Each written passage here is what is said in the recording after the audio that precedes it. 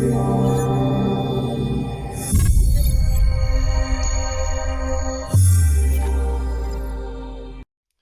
everybody, Fletcher from All Things Overlanding here. On today's episode of the podcast / vlog, I'm going to be talking about improving your gear / trips and kind of going through it step by step. I apologize in advance. I have a little bit of a cold. Got paint all over my hands because I was actually working on the truck today. Some kind of exciting stuff that I'll probably touch on here in the near future. But yeah, going to be talking about improving your gear and kind of improving your trips. I've kind of briefly touched on this stuff before in other episodes. I've always mentioned, whenever people ask me, and I get this question a lot, what is the best blah, blah, blah gear that I should get for overlanding? Or I'm new to overlanding. What do I have to go overlanding, right? And kind of my answer is always, just go and you'll learn what works best for you, right? So in this episode, I wanted to dive a little bit deeper into that, and I wanted to touch on some specific examples of what gear I changed and kind of how I progressed through that gear and what I learned from that to try and hopefully, speed you guys up a little bit, save you some time, save you some money, make things a little bit easier on you when you're deciding what to prioritize first, how to prioritize that stuff. And so again, these will be examples. So you may have slightly different things, but I think it'll still help you kind of decide what to prioritize. And then again, because these things are fairly common things that I think a lot of us have dealt with or are dealing with trying to upgrade, it should be pretty helpful for everybody. So before we dive into the episode, of course, as always, just wanted to touch on my featured partners. If you look in the description down below, there will be links to all these guys. They are all awesome. They're all just kind of companies that I've built a relationship with one way or another, and they've got awesome gear, they've got awesome customer service, they've got a cool website. There's just a million different things that make these guys unique. So you should definitely check them out through those links down below.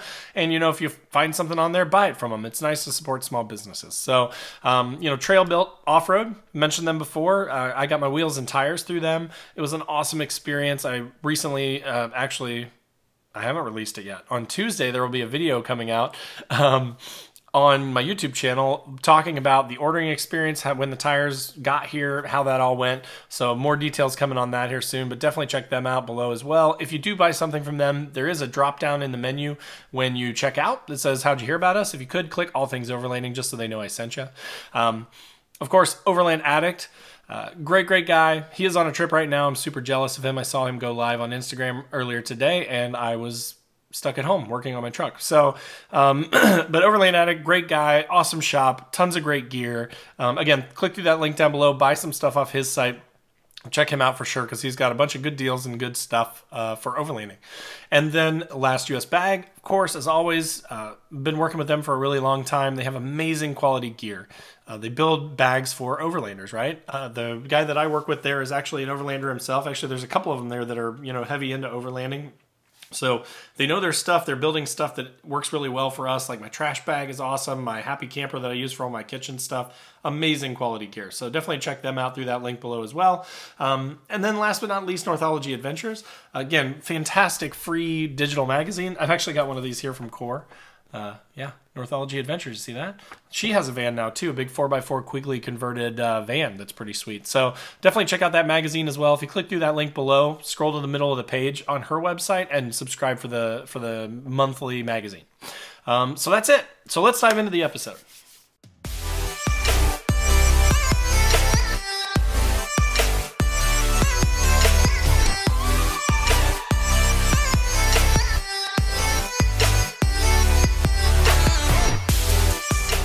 All right, guys. So again, on this episode, wanted to kind of briefly touch on how to improve your gear, and at the same time, it's going to improve your trips, right?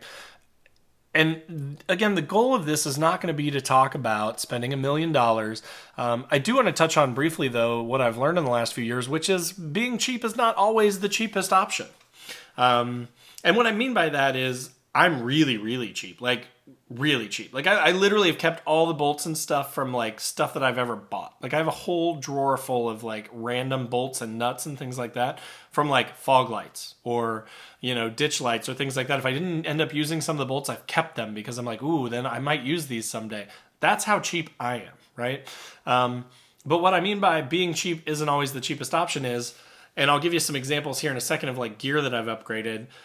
I've been through 5, 6, 7, 8, 10 iterations of chairs, for example, or sleeping solutions. I've spent a bunch of money on that. Where if I would have really sat down and thought long term, like what are my goals, what are my trips going to look like, what do I want to do, where do I want to see, that kind of stuff, I probably could have shortcutted myself and saved myself several of those things that I ended up buying while cheap. I bought multiple things of them, and now they're sitting in my garage, or I'm going to be, giving them to Goodwill or selling them for $5 or $10 a piece for a chair, or that kind of stuff. So again, prioritizing stuff and then thinking through it really thoroughly. So if we go through this, I want to go through this kind of step by step, right? So the first thing that you should be thinking about, and I stand by my original statement in the opener of this, is you just got to go and you got to get out there and you got to take trips, and you will start to see the holes in your setup. Okay, that's 100% true. That is my best advice that I can give you. Because again, these examples that I'm going to give you are mine, but you may have totally different sets of challenges. You might have like a really kick-ass like Gazelle tent already, and you're very comfortable in that tent. You've got a great, inflatable mattress or something that you use, or memory foam, or what. You may have a great setup already. You may sleep inside your vehicle and have a bed built in the back and stuff. So, sleeping arrangements for you may not be a big deal or something that you need to learn about or grow in. But, maybe your cooking stuff is your weak point. Maybe your storage solutions are your weak point. Maybe your chair is a weak point, right? There's a million different things. But again, until you get out there and you start to see it, and at the same time, maybe not even weak points, but overabundance of gear. Like, I'm really bad about this because I'm cheap and I enjoy buying gear and testing gear. I open my drawer sometime and I'm like, why do I have like 3 different kinds of shovels, right? Like I have that little tactical trowel thing that I bought. I have that folding shovel that I did a review of not too long ago. I have a full-size shovel. Like I have so many shovels. And I recently went through, I will be fair, and I cleaned it out, and I've gone just to the breakdown aluminum handled sort of mid-size shovel because it folds up really small. I don't use a shovel that much, but then when I need it, it's not like I have a trowel or a little folding shovel, like a little army shovel. I have like a pretty good size shovel. It's maybe not quite a full size, but I also saved all that weight out of the truck and got rid of the big full-size shovel that was mounted in my rear hatch. So, that is an example of it, right? The shovel idea. Like, I do use a shovel probably more than a lot of people. Just, I like to clean out the fire pit. I like to kind of make everything clean. I like to clean up around camp and stuff. I like to, dig out all the ashes and actually make it into like a real fire pit when I go to a new site in Indiana, because they're just filled up. Like, nobody takes care of stuff. Nobody cleans up after themselves. So that was something that I had to learn about. That was something that I saw that I was using. And then I had to, again, buy multiple things to get to the point where I finally figured out the size shovel, the foldability, the small size of the shovel that I ended up with. So anyway, so go out on those trips. This is, sort of tip number 1. Go out on the trips, start to prioritize. And when I say prioritize, it's way easier to be like, I had a bad experience with this, and now that's my top priority. But is it really? You have to think about those things. So, it's like, let's say you went on a trip, right? And let's say that you didn't have any storage options. You don't have any crates. You just kind of had stuff tossed in a backpack and like threw some things in the back seat. And you went out there and it was really hard to find stuff, and you had to dig through stuff to get to another thing. And then once you got that later on, you wanted to use another thing that you had seen, but it got buried back under the pile of stuff. So like storage is definitely on your mind, right? And then later that trip at camp, you go to cook, right? And you've got maybe one of those like single burner cheap Coleman things that screw onto the top of a 1-pound bottle. And it's slow to heat up, and it's not very fast at like boiling water or cooking things. You have to find a level surface to set it on because it's really tippy. Maybe you spilled the boiling water on yourself. Maybe your pot is like a really small backpacking pot and it wasn't big enough to cook whatever you were cooking in or trying to cook in it. So maybe you had a bad experience with cooking too, right? And then let's say later on you go to sleep, right? And it's cold that night. And you have a sleeping bag that you've just had for years, but it's like a 30 or 40 degree bag, and it gets down to 20. And you're really uncomfortable, and you can't sleep, and you have a really bad night of sleeping, right? When you go home, whatever's the most painful is going to stand out to you, and you're going to have a tendency to immediately prioritize that. And I'm not saying that's wrong, but you just kind of have to think about, like, to me, so out of those 3 examples that I just gave, right? So your storage solution sucks, your cooking setup sucks, and your sleeping bag sucks. Are most of your trips in the winter? Like, if you went and you brought a 30 to 40 degree bag, was it because that was all you had? Or was it because you weren't expecting the temperatures, right? Is where you camp or overland normally warmer? Like, do you really need a 0 degree bag and a wool blanket and, hot hands and all that jazz to go where you go? Or do you live out west where it's warmer and maybe it just got a little colder for one night, right? So maybe while that may have been the most painful and you didn't sleep and that's kind of top of mind and that was the last thing that happened to you when you were camping, you have to look back at all the things. Like for me, out of those three things, storage would be my first priority. And here's why, because you are constantly digging through gear. You're looking for stuff. If you're not organized, if you don't have things where they need to be, it impacts your entire trip, right? Also, that's one of those that's fairly easy to remedy and fairly straightforward to remedy and pretty inexpensive. Like buying some Plano crates at like 20, 25 bucks a piece and buying 2 or 3 of those, really inexpensive and gives you a good way to, siphon off certain pieces of gear into different, storage units.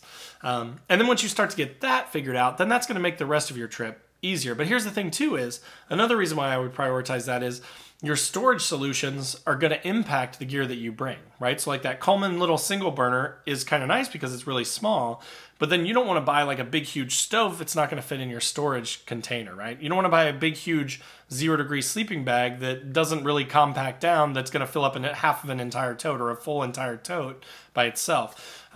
So the storage solutions will kind of help you craft the rest of your gear and what you can bring with you. But again, that's my opinion, right? If you're like, you know what? No, I always want to be comfortable and that is the most important thing. I care about that more than, having an easy way to cook, more than having convenient storage solutions that help me get my gear in and out and get me ready for a trip faster, then go with that, right? But all I'm saying is it's nice to take a mental inventory of how the trip went, where the holes were, and then really think about them. Not just say, I'm going to go buy a new sleeping bag.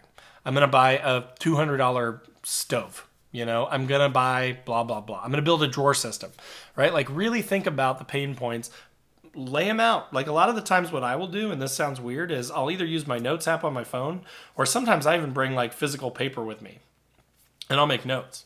I'm kind of weird. Sometimes I'll, I'm being too honest here. Sometimes I'll like take notes on a trip, like the entire trip. Now you guys post up in the comments below and tell me if you guys do that so I don't feel so weird. And if you say, no one does that, then I'll feel more weird, I guess. But like I will literally write down like my starting mileage. I will write when I stop for gas and stuff. Sometimes I will write, especially when I have my dash cam running, I'll write like timestamps of like when I saw something cool or interesting so I can go back and look at it and pull it off the camera later. And then a lot of the times what I'll use that for is notes on the trip. So I will, I'll be like, hey, I forgot my propane tanks, for example, and my 1 pound propane tanks, and I couldn't cook my food, so I had to pull out my backup sort of like grill thing that I can put over a fire and cook that way. It just didn't work as well, and I'll make a note about that. But I have like, as a result of those notes, like that happened once where I forgot my propane tanks, and I literally couldn't cook my food. And so I was like trying to I was like, do I like take a pot? So I took a pot. What I ended up doing was I literally took a couple of rocks and I raked some coals over into it, and I took a pot and I set it on top of the rocks, and I had to cook like a hamburger in a pot, like a backpacking pot, because that's all I had, right? I was like, well, I either am going to be hungry tonight or I need to figure something out. But so then from that, then I had this little small size, sort of like a metal grate with folding legs that you can set over a fire. And I was like, you know what? That would have made it 100 times easier. It's really small. It's not that heavy. I put it beside my drawer system, so I've just got it. And I have used it like 2 or 3 times where I either didn't want to pull out the stove for one reason or another, or forgot something, or, it was just easier to cook it over fire. I had hot dogs and I preferred to cook them over a fire, for example. So that's the kind of stuff where I will take notes on that and I will write down, like, hey, this was pretty bad, and here's what I want to change, and here's an idea, or here's something someone else used. If I went on a trip with multiple people, if I see someone else with a piece of gear where I'm like, you know what, that would be killer for me, like that, I would use that all the time. And I asked them about it and they told me where they got it and how much it cost and all that stuff. I'll write those down in a note, and then when I get back, that's the kind of stuff that in between trips I'm a weirdo, I know, but in between trips, I'll be thinking about that stuff. I'm looking on Amazon. I'm adding things to my list, I'm thinking through it. But then again, I used to just buy everything right away. I used to come home and like order 6 things after every trip. And then I get all these things, and then I have an abundance. Like I said, I have too many things. I have boxes full of things. I'm selling things. I'm giving things away. My cheapness and my impulsiveness work together against me to actually make me waste more money. So I'm trying to save you guys that same pain, right? Like, don't be like me. Don't just immediately come home and order a bunch of stuff. Come home and write down some notes. Come home and think about it. Do a SWOT analysis. This is fun, right? I like just thinking about gear and like trying to figure out solutions. And a lot of the times I'll try and figure out a solution that I can either build myself or do myself or, get for inexpensive, as long as it makes sense and it's a long-term solution, right? I'll give you another example. So recently I went on a trip and I had my fridge freezer in there, and my fridge freezer, if you've seen it before, is an Alpicool. It's great. I actually really, really like the fridge. It's a good size, 58 quarts. It's not humongous, but it's not tiny. But the door opens one way. It opens a long way. And with my Xterra, the hatch opens up in the back, so that lid hits it. So if you've ever seen me at camp, I don't even think about it anymore. I'm just used to it. But you'll see me open it, put my head in it, and put the lid on my head, and like reach in there and get stuff out. That's how I have solved the problem for $0. But then the other day, I saw somebody else that had like a really nice, really fancy tilting fridge slide. So I started looking them up. They're $400. They're really nice. They're really cool. And my thought is, so again, if you've seen my drawer system, I have a 36-inch drawer slide that comes out and holds 250 pounds. And my fridge sits on top of that right now. But so my thought was, what if I got a fridge slider that I would just attach where the fridge sits? So the fridge sits in the same spot. But then when I pull the drawer out, I could, unlock those locking latches for the slider, pull the fridge out and tilt it. Like, that would be a game changer. So now I've started to watch some YouTube videos. I'm starting to think about it. There are some DIY options out there. They don't have very great instructions, so I'm probably going to have to figure it out. So if I do that, I will let you guys know. At the same time, though, I'm thinking the locking drawer slides, the metal that I'm going to need to fabricate it, all the designing, all that sort of stuff, I may end up spending as much money doing that myself as if I could just find a cheap tilting drawer slide or a non-tilting drawer slide and figure out a way to make it tilt. So I'm working on that stuff, so that may be coming here in the future. But where I'm going with that is, I figured out that problem. I didn't just impulsively go out and spend $400 on a thing. I didn't, because that's a lot of money. And I also didn't just start like hammering random pieces of metal that I had around. I've been thinking about it. I've been like, is this really a priority? So, that's where my mind goes. And that's kind of how I make a list. I will literally make a list of future mods is what I call it for the truck. So I have a whole Google spreadsheet where I keep these things, and I just type in like a description. I type in like an approximate price or what I think it will cost. Or if I'm something to buy, I will put a link in there with a price next to it so that I know how much it would cost.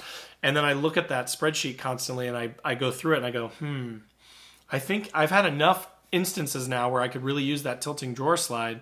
Maybe that is the one to prioritize compared to the rest of these things. I think that's my next project, right? So again, just lay the things out. Don't be impulsive like me. Think through them. Make a list.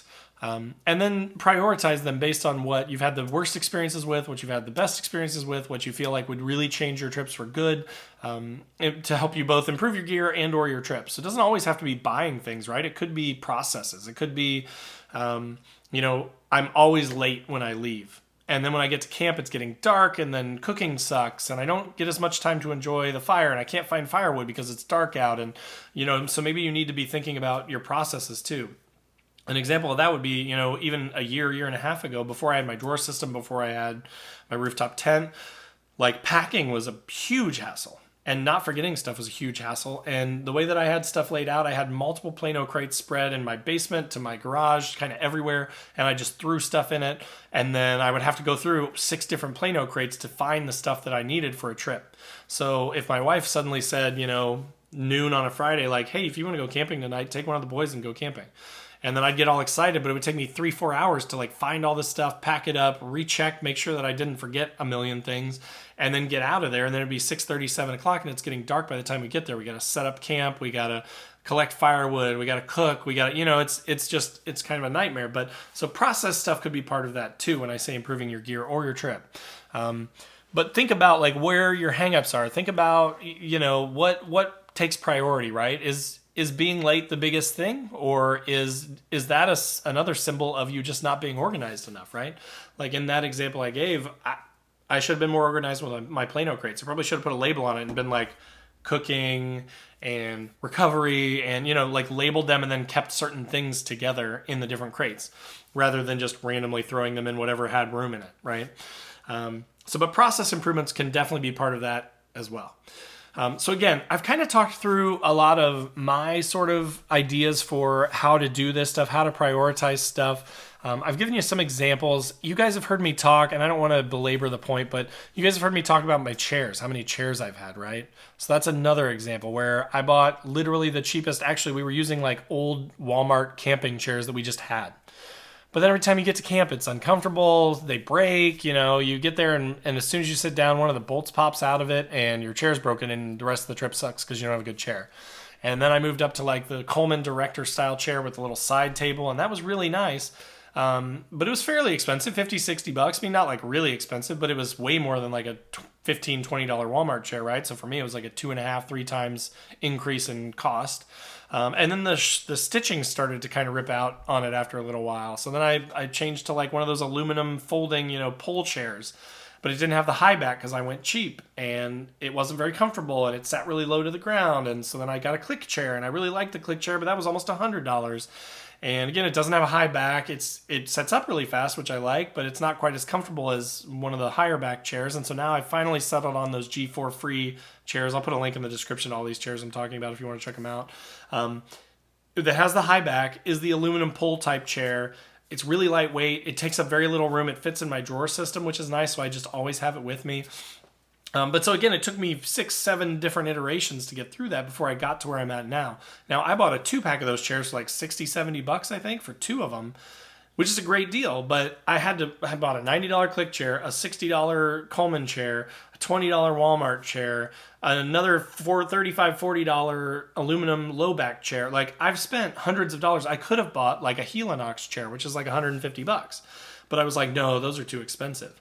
But so I wasted my time. So again, if you can be smarter than me, if you can be less impulsive than me, that's just another example of how you could, really think about the long term. Like, think, what do I want? I want comfort at camp. Start doing research on what are the most comfortable chairs for overlanding or camping, right? Look at the prices, compare them. Because I guarantee you, if you Google right now, like best chair for camping or best chair for overlanding, you're probably going to see a lot of stuff about Helinox because they're really good chairs. I talked to Eric from Hourless Life, used to be Jeepsies, on a chat thing the other day, and he mentioned, he's like, we've had these Helinox chairs for years. They are the best chairs we've ever had. And that dude lives out of his Jeep. Like, his family, they live out of their Jeep. So that was a ringing endorsement, right? And so now I'm kind of like, well, maybe if I just spent the $150, 4 years ago and I still had the same chair and I didn't have to keep buying new chairs all the time, it would have been worth it, right? So, that's where I'm going with the whole, you don't always, being cheap is not always the cheapest option, right? But so again, that ties into the improving your gear and your trips by prioritizing stuff, really thinking long-term, thinking through it, and then selecting your gear based on your budget, and then also the longevity of the gear, how long it's going to last, and also whether it matches the type of trips that you want to take.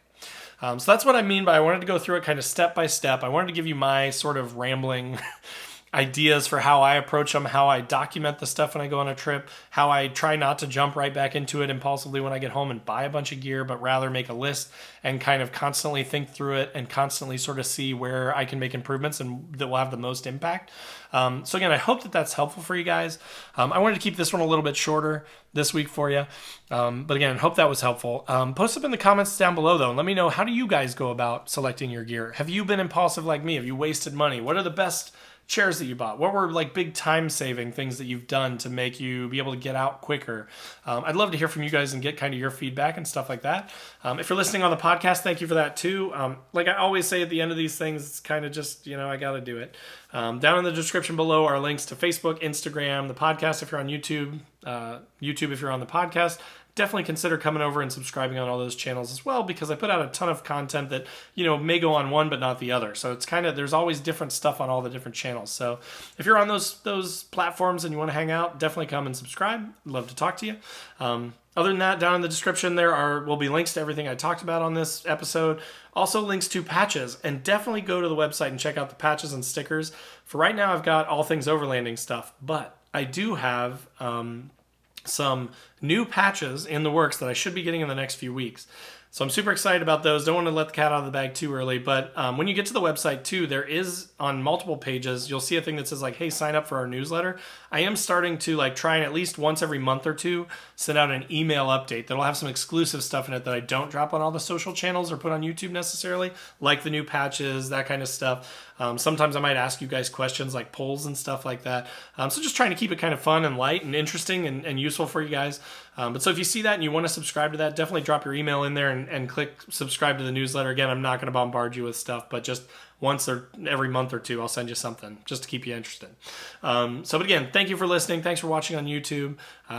Thanks for subscribing, and we'll see you guys next week. Take care.